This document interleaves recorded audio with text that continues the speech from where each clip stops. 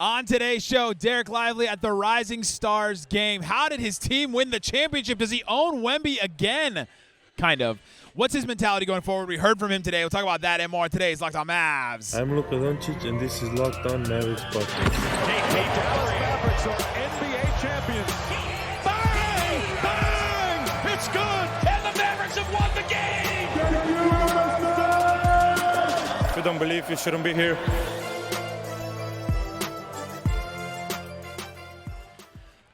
And welcome. You are locked on to the Dallas Mavericks. My name is Nick Angstadt, media member and NBA channel manager for the Locked On Podcast Network, your team every day. Thanks for being part of the show and making Locked On Mavs your first listen today. With the best way you can help us grow the show is to listen every day, leave a 5-star review, like the video on YouTube, and comment anything below. I'm here in Gainbridge, not Gainsbridge as I thought it was earlier today, Gainbridge Fieldhouse, where the Rising Stars game was, where the All-Star Weekend is. I'm here in Indianapolis. Got to talk to Dereck Lively today. Got to see them play in the Rising Stars. Got to see him win the chip. And Wemby proved that he's a bust. And we get to talk about Dereck Lively today. On the show, we'll talk about Dereck Lively. We'll talk about things that he said today. We'll talk about how he looked in the Rising Stars game, and so we'll get into all that.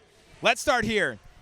Team Jalen Rose. If you don't know, the Rising Stars competition is 4 teams. They have Team Rose, there was Team Powell, there was Team Tamika Catchings, Team Detlef, and Team Detlef was a group of G League players, and the G League players went up against Wemby's team, and the G League players beat them.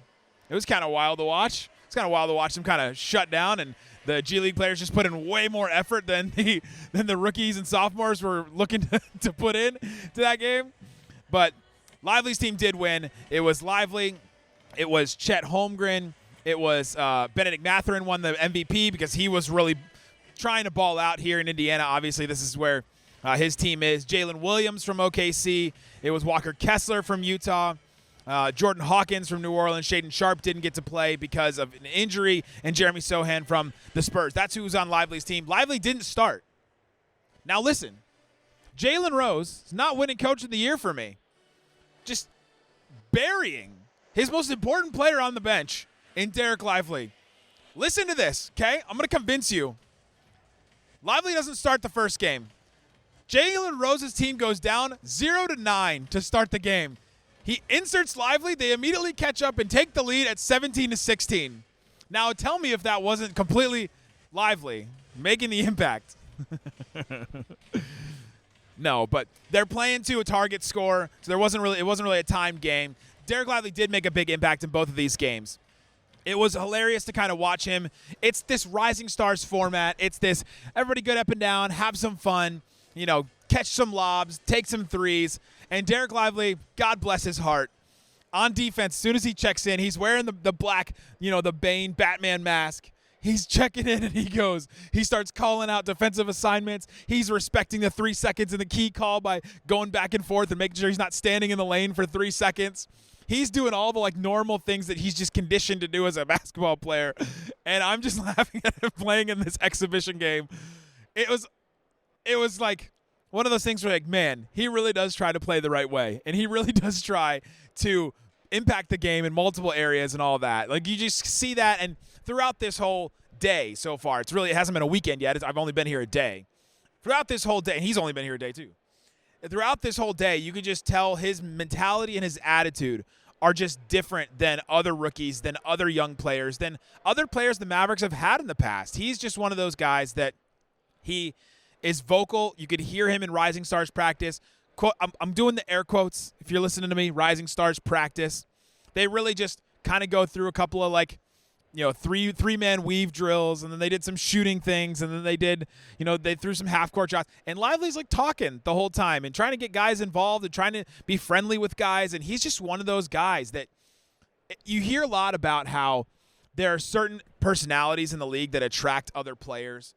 And I think, and this is why I was talking about Team USA and their selection process earlier this season. I think if Lively can get into that program, the Team USA program, and let's say he's a long-term Maverick, which we all hope that he is.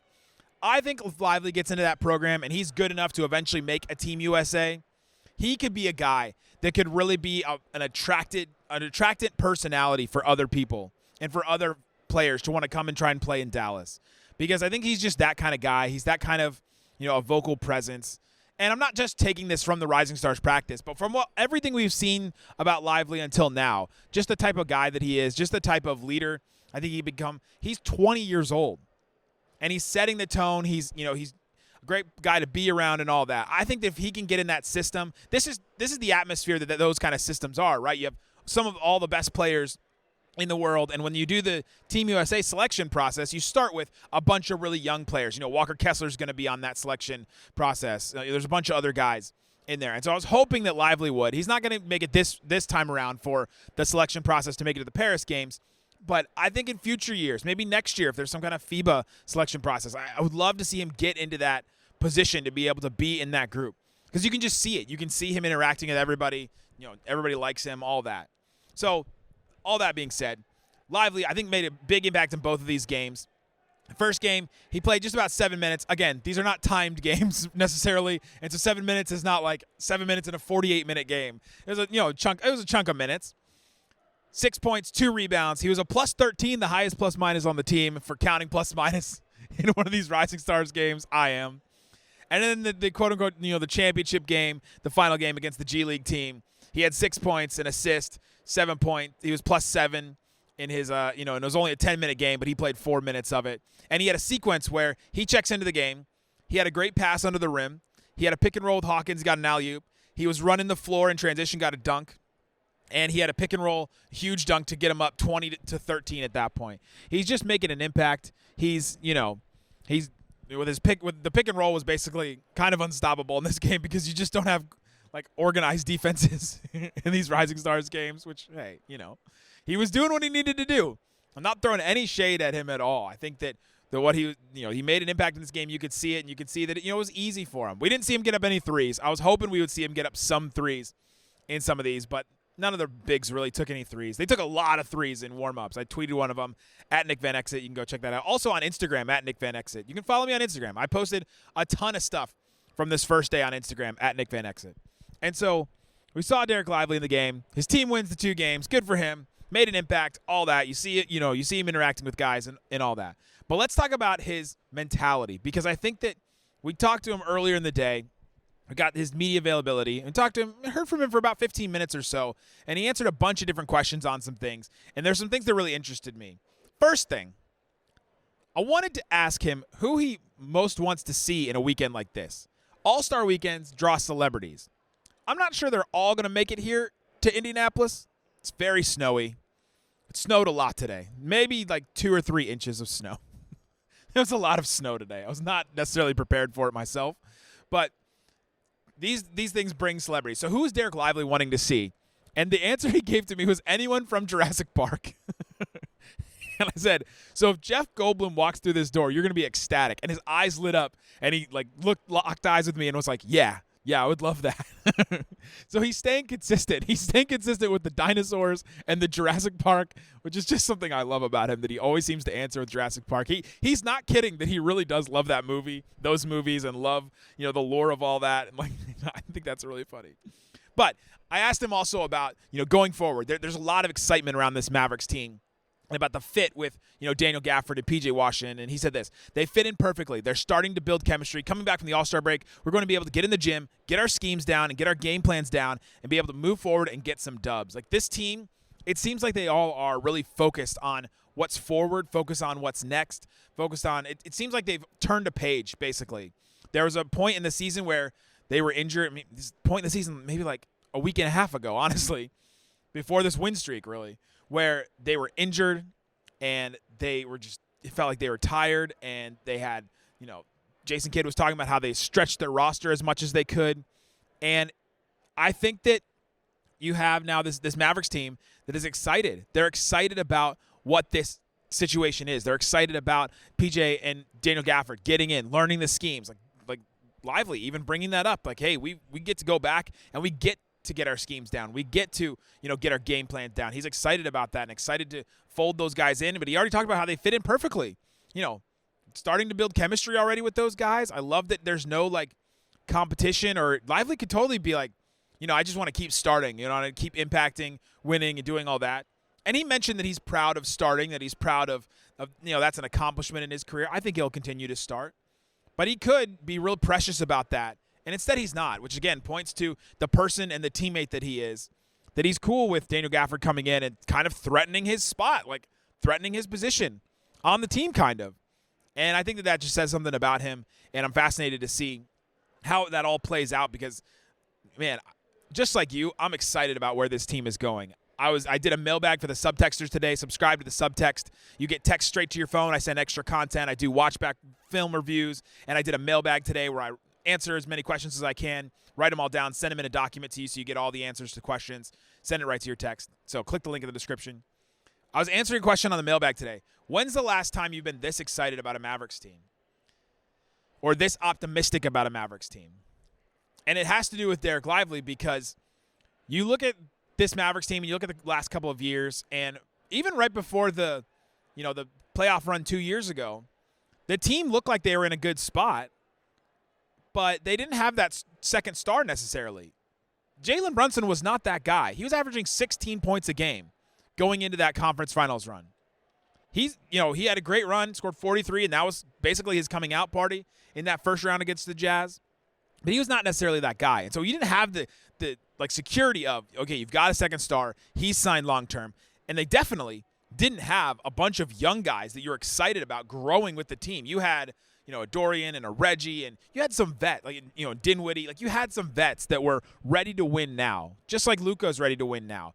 But this team now, you look at them and just start with a Dereck Lively. You start with a 20-year-old that came in, it could be a starting center, and honestly, a top half of the league good starting center. Outplaying guys like Clint Capella, Walker Kessler, guys that were looked at as, man, if only the Mavericks could get one of those guys. If only the Mavericks could trade for a Clint Capella. If only they, should they trade their first-round pick for him? I think maybe they should. And so they have a guy like that. They have a guy like P.J. Washington and Daniel Gafford that are both 25 years old, signed for multiple years. Not that old, can still get better, can still learn the system. They've got a guy like Max Prosper that you can give time and you can afford time to let him develop. You've got a guy like Jaden Hardy that's played pretty well the last couple of weeks. It's still only 21 years old that can find his footing, find his way in the NBA, make a role for himself, and go forward. You've got a guy like Josh Green who's 23 and is a Swiss Army knife that's trying to figure out his way through this Mavs system. And Luka, who's about to turn 25, basically. Like, you've got a lot of young talent on this team and talent that's already decided and developed, basically. And so I'm excited to see where this team goes. And you've got Luka and Kyrie, and you've got hopefully a good defense and at least some guys who can rebound and defend the rim and all that. You can beat anybody in a playoff series. I was listening to Adam Mares on one of his shows. Adam Mares, who I host Locked on NBA with sometimes, and is on Locked on Nuggets and obviously DNVR, and he's got this All-City NBA show with Tim Legler. And he was asked about the Dallas Mavericks. And which team have I said this entire time I do not want to face in the playoffs? If the Mavs face this team in the playoffs, they're going to lose no matter what. Which team have I said? Denver Nuggets. And Adam Mares, who covers the Nuggets closer than maybe anybody in the world, said, man, I don't know. I'm worried about the Mavericks. And he was asked, what percentage would you give the Mavericks to beat the Nuggets in a series? And he said 45%. Excuse me? 45, that's a pretty big percentage for a team that just won the title, has the best player in the world, has, it's ready to win now. And Mares gave it a 45% chance that the Mavs would beat them.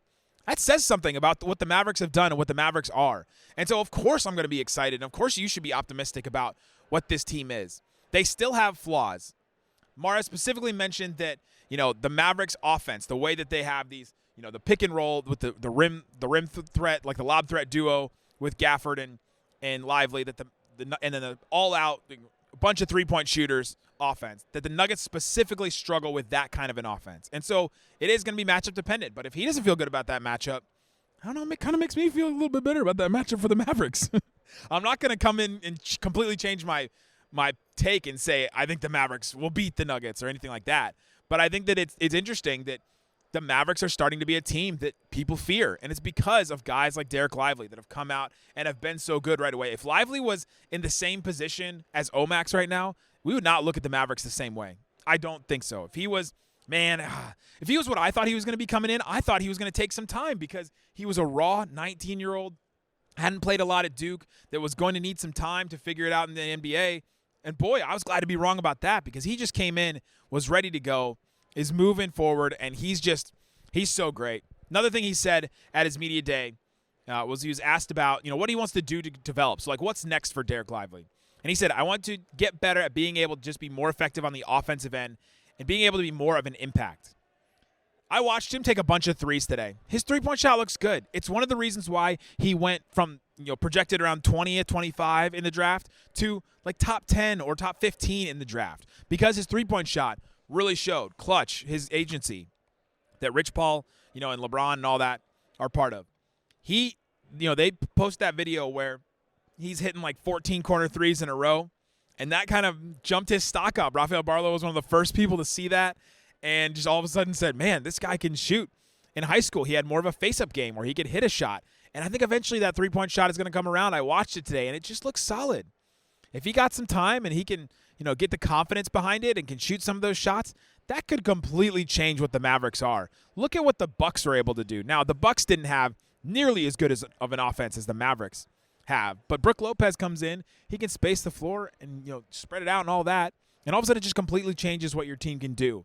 And that's kind of exciting. It's not going to happen this season. It doesn't look like. Jason Kidd and them don't look like they want to even try Lively for any of these shots. But next season, the season after that, it's just going to be interesting to see how they eventually add this, how they develop him, how he moves forward. Another thing he was asked about is about, one of his proudest accomplishments. I mentioned, he said this, being able to start as a rookie, being an impactful player, and help impact winning, being able to earn my teammates' respect and trust. I believe him. That one of his proudest accomplishments and achievements is impacting winning. I think that's something he really does think about. You see it in his play on the court. He doesn't care about his stats. He doesn't care about, I'm looking at him right now. He's walking out. Me and him, we have almost the same jacket on. Shout out to him. He saw my jacket earlier today. I think he copied my jacket. But I saw him, he wants to impact winning, and it just shows more about his mentality, his want to win. You just love it. I love it for him. The last thing I want to say about Lively is this, and I saved it for the end. If you're squeamish and you don't like medical type things, I would maybe stop listening to the rest of this. He talked about his broken nose. Brad Townsend of Dallas Morning News asked him about his nose specifically because he didn't have the bandage on it when we saw him. It was just like a little, kind of a scab on his nose. And he asked him about his nose. Nico Harrison confirmed that Lively had broken his nose in 3 different places. That's pretty wild. And he said, quote, I got hit pretty hard. I felt my nose throbbing the whole time during that game. He went out and finished the game. You have to put a little thing up your nose and just go hoop. We went out there and got a couple of stops, rebounds, and that one lob to finish the game. He just wanted to finish the game. He wanted to win, again, impacting winning and all that. But he broke his nose in 3 places. So he's pointing to the different places in his nose where it got broke, and he said he could just feel it. Like, when you're injured or a part of you is injured, or you got a, something dumb like a hangnail or something, you're just so aware of that part of your body so often. That's what he was talking about with his nose, that it was throbbing. Like, right, if you sit right now, you're not really aware of your nose. But if it was hurting you, you just are so aware of your nose. Anyway, I got off track because I thought it was crazy that he broke his nose in 3 different places. He wore the mask again in this. I think he's going to continue to wear the mask. We'll see how long it takes him to heal from that. But great stuff from Dereck Lively. Love it. Love all the stuff and the accolades he's getting, the attention that he's getting. He deserves all of it. He's a bright, bright spot for this Dallas Mavericks team, because he's got the mentality, he's got the skills to back it up, and he's a player that the Mavericks can build around going forward, that him and Luka and anybody else that's ready to jump in and join them in this are going to be Mavericks for a long time, and you hope that they can continue to grow the chemistry and all that. Love it. I'll continue to be here at All-Star. We'll have the Saturday night. I don't know that I'll do a show tomorrow. If there's anything that I want to talk about, I'll do that show. But for now, we'll definitely be back after Sunday to do a show after the All-Star game to kind of break down both nights and everything that I saw here and all that. But I appreciate each and every one of you for stepping in, jumping on this show, listening, and watching on YouTube if you are. Subscribe to the subtext if you want extra content and all that. I'll be doing it all throughout the weekend. Guys, thanks so much for listening to Locked on Mavs. Peace out. Boom.